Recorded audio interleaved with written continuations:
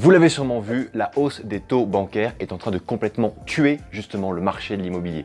On va voir dans cette vidéo justement que ce n'est pas forcément une mauvaise chose, surtout pour nous, investisseurs, mais on doit être bien préparé si on veut profiter justement de l'opportunité actuelle. J'ai donc pris le temps de lister dans cette vidéo différents paramètres, différentes attitudes que vous allez devoir intégrer dans votre cœur d'investisseur pour que vous puissiez faire de cette opportunité la véritable façon de faire naître votre carrière d'investisseur immobilier. D'ailleurs, soyez bien attentifs parce que pendant cette vidéo, je vais m'attacher à vous lister la totalité des banques et à vous donner un tips de professionnel pour justement apprendre à détecter une banque qui prête beaucoup plus facilement qu'une autre. Vous allez voir, vous allez forcément poser un like dès que je vais vous donner cette liste de banques. Premièrement, pourquoi est-ce que la hausse des taux est en train de tuer le marché de l'immobilier? Eh bien parce que ça fait peur. Forcément, les prix augmentent, donc les gens mettent en retrait leur projet d'acquisition, soit d'acquisition d'un investissement locatif, soit d'acquisition de leur résidence principale. Ce qui veut dire que tous les pans de l'immobilier sont touchés par cette hausse des taux, à peut-être l'exception de la Côte d'Azur ou des zones de montagne, bref, ou des zones où les gens achètent leur résidence secondaire ou leur résidence de vacances. Pourquoi? Parce que ces gens-là, de manière générale, à 80%, ne passent pas par le crédit. Donc, ces biens-là immobiliers ne sont que très peu impactés par la hausse des taux de l'immobilier. En revanche, pour tout ce qui est du reste, pour tout ce qui est de 90% du territoire national français, parce que là, dans cette vidéo, je vais parler principalement du territoire national, on enregistre des baisses records, même dans certaines communes, ça peut aller jusqu'à plus de 30% de baisse. Alors évidemment, je sais déjà que dans les commentaires, vous allez me dire, non, chez moi à Bordeaux, ça ne baisse pas, ou chez moi à Toulouse, ça ne baisse pas. Si, ça baisse. Et peut-être que ce n'est pas parce que les prix ne sont pas affichés plus bas que les prix de l'immobilier n'ont pas perdu de valeur. Pourquoi? Parce que vous avez donc des biens immobiliers qui se retrouvent à la vente depuis beaucoup plus longtemps, et de l'autre côté, vous avez quoi? Vous avez un vendeur qui a besoin de vendre, vous avez un vendeur qui est pressé, qui est donc enclin à négocier, qui est donc d'accord pour accepter un prix en dessous du prix qu'il désirait. Il a peut-être même été confronté à plusieurs refus de crédit de candidats acheteurs successifs, et là il est vraiment fatigué. Il avait mis son bien à 200 000 euros, il est peut-être capable d'accepter 150 000 euros. Voilà la véritable réalité du moment. Sauf que sur Le Bon Coin ou sur SeLoger.com, il a toujours mis son bien à 200 000 euros. Il y a peut-être même l'agent immobilier qui lui a dit: écoutez monsieur Dupont, il faudrait peut-être baisser le prix de vente de votre bien immobilier si vous voulez qu'il parte, parce que les prix baissent de manière généralisée dans la ville et vous n'avez toujours pas baissé le prix de votre bien. Si vous voulez qu'il parte, après si vous n'êtes pas pressé, on peut toujours le laisser à 200 000 euros, mais comme monsieur Dupont est pressé, il va être capable d'accepter justement une négociation. Ce qui n'était pas le cas dans les années de 2018 à 2022 où les taux étaient extrêmement bas, et c'est une période où si le bien était vendu à un prix cohérent, il était vendu peut-être dans les 2-3 semaines qui suivaient.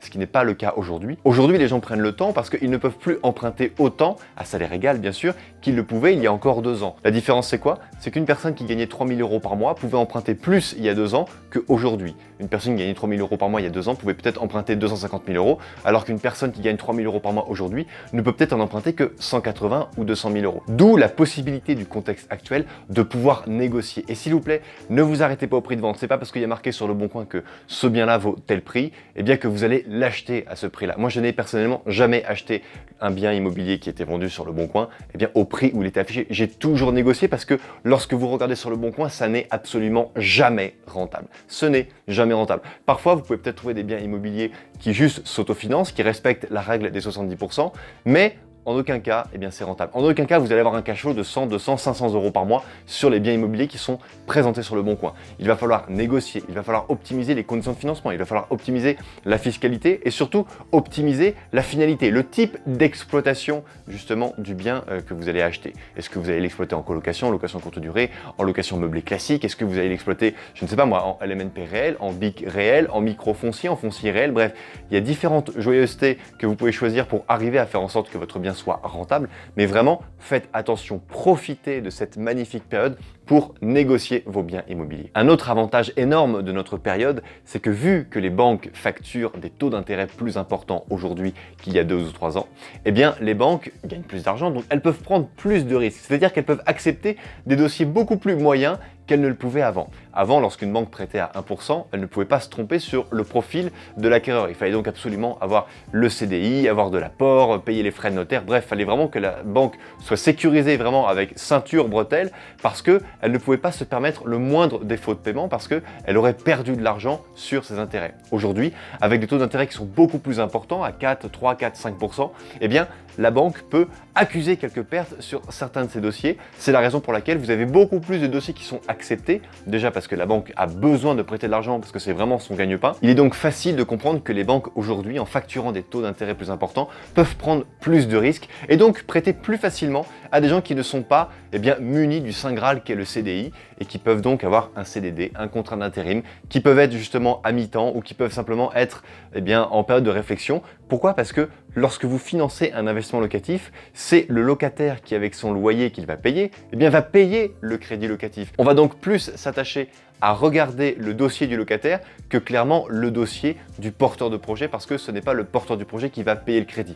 Bien sûr, on va voir s'il a une solidité, s'il est quelque part sain d'un point de vue financier, mais c'est surtout les caractéristiques du logement et la qualité du locataire, notamment si vous lui prenez une garantie de loyer impayé. Je vous garantis que vous aurez beaucoup plus de facilité à obtenir votre crédit si vous fournissez ce précieux sésame auprès de votre partenaire financier. Également, rappelez-vous qu'il y a 2 ans, le HCSF, donc le Haut Conseil de stabilité financière qui a été mis en place en 2008 après la crise des subprimes aux États-Unis, l'Europe a décidé de mettre en place cette institution pour éviter que ce qui s'est passé outre-Atlantique puisse se dérouler en Europe. Ce Haut Conseil de stabilité financière donne des préconisations, des prérogatives pour que les banques basées en Europe puissent ne pas reproduire ce qui s'est passé aux États-Unis en 2008. Ce qui se passe aujourd'hui, c'est que ce HCSF donne des consignes. Elle interdit par exemple de prêter lorsque la personne dépasse déjà un taux d'endettement de 35%, elle interdit de prêter sous certaines conditions, etc., etc. Sachez que le HCSF n'est pas non plus complètement légitime auprès des banques, puisque les banques ont le droit de déroger aux règles du HCSF dans 20% des cas. Vous devez donc vous montrer impressionnant auprès de votre banque pour qu'elle puisse vous mettre dans la catégorie des 20% des clients les plus intéressants pour lesquels elle a envie de croire en votre projet et veut dire voilà, on va vous mettre hors cadre HCSF. Et donc dans le cas où vous êtes peut-être déjà à 38 ou 40% de taux d'endettement, la banque pourra vous dire écoutez, on vous prête encore de l'argent parce qu'on décide de vous faire passer dans le cadre des 20% dans lesquels nous avons le droit de déroger aux règles. Donc, ce n'est pas une finalité, ce n'est pas parce qu'une banque vous dit non, je suis désolé, elle ne peut pas, parce que dans ces cas-là, ça veut dire qu'elle vous considère dans les 80% réglo. Maintenant que vous savez que les banques ont le droit de déroger aux règles du HCSF, dans 20% des cas, ça veut dire que vous devez faire au minimum 5 banques statistiquement pour que l'une de ces 5 banques puisse vous considérer dans 20% des cas hors cadre HCSF, puisque 20% de 5, ça fait 1. Donc vous avez en gros une chance sur 5 de tomber sur la bonne banque. Donc faites au minimum 5 banques avant d'aller voir un courtier. Une fois de plus, je vous recommande ici, je n'avais pas prévu de le dire dans cette vidéo, mais vraiment faites le chemin des banques vous-même. Vraiment faites 4, 5, 6 banques. Et puis ensuite, si vraiment vous n'y arrivez pas, passer par les services d'un courtier, mais ce n'est pas forcément un courtier qui aura les meilleures conditions ou qui saura justement défendre le mieux. Je pense que personne de mieux que vous peut défendre votre dossier. D'ailleurs ici, le petit tip que je vous ai promis en début de vidéo, c'était quoi? C'est simplement de vous dire que vous devez absolument choisir les banques dont le crédit est le métier. Et les banques, c'est pratique, c'est comme le fromage, c'est comme le port-salut, c'est écrit dessus. C'est-à-dire que vous avez des banques comme le Crédit Mutuel, le Crédit Lyonnais, le CIC, le Crédit Industriel et Commercial. Bref, ce sont des banques dont le crédit est le métier. Vous avez Crédit du Nord, vous avez également toutes les filiales du Crédit du Nord. Vous avez par exemple Banque Les Derniers ici dans le département de Haute-Savoie, dans les Alpes. Vous avez, je crois, la Banque Marseillaise de Crédit, la Marseillaise de Crédit dans le sud de la France. Pareil, ce sont des filiales du Crédit du Nord. Ce sont des banques dont le crédit est le métier. Si vous allez voir par exemple Société Générale, BNP, HSBC, ce sont des bonnes banques peut-être pour faire travailler votre épargne, mais pour faire du crédit, elles vont pas être terribles. La seule banque qui est justement différente et qui ne porte pas le nom de crédit, c'est la Banque Populaire. Et même en ce moment même, à l'heure où je fais cette vidéo, c'est la banque qui fait les meilleures conditions auprès des emprunteurs, que ce soit pour une résidence principale ou un investissement locatif. Évidemment, ayez toujours un dossier en béton armé, vous devez être surpréparé.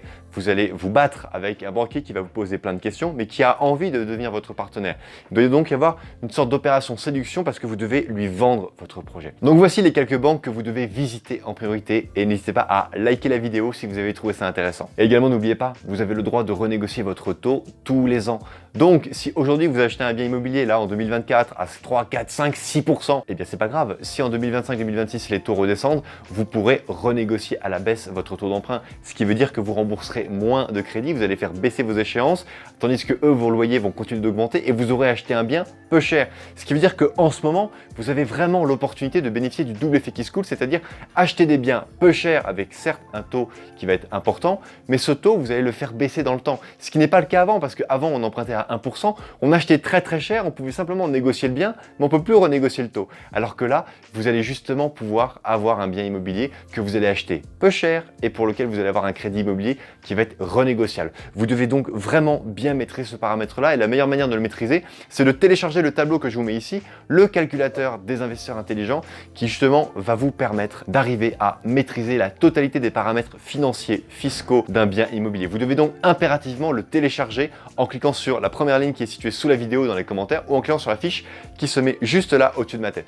Vraiment, n'hésitez pas, c'est un bijou que je vous donne là et vous devez impérativement le maîtriser avant même de vous présenter devant votre partenaire financier qui est votre banquier. J'en profite pour vous rappeler que bien que je vous ai déjà donné la liste des banques qu'il faut visiter en priorité, n'oubliez pas qu'un bon banquier vaut mieux qu'une bonne banque. D'accord? N'oubliez pas que c'est vraiment le banquier, le partenaire physique que vous devez trouver avant même de trouver la bonne banque. C'est super important. J'en profite d'ailleurs pour vous poser une petite question. Répondez-moi dans les commentaires, mais dites-moi bien quel est le nom de la banque qui vous a prêté de l'argent pour votre dernier crédit immobilier. Ne me parlez pas de Sofinco, je veux pas de crédit conso, je veux simplement pour des crédits immobiliers. Allez-y, on va faire un petit peu la compétition, on va voir quelles sont les banques qui ont le plus prêté auprès de mon audience. Vous allez voir que ça va être super intéressant. Voilà chers amis, cette vidéo est terminée. N'hésitez pas à la liker, à la partager, à vous abonner à la chaîne si bien sûr ça n'est pas déjà fait. Et bien sûr, vous pouvez me poser toutes vos questions en commentaire. Je réponds à la totalité des questions et c'est moi personnellement qui y réponds.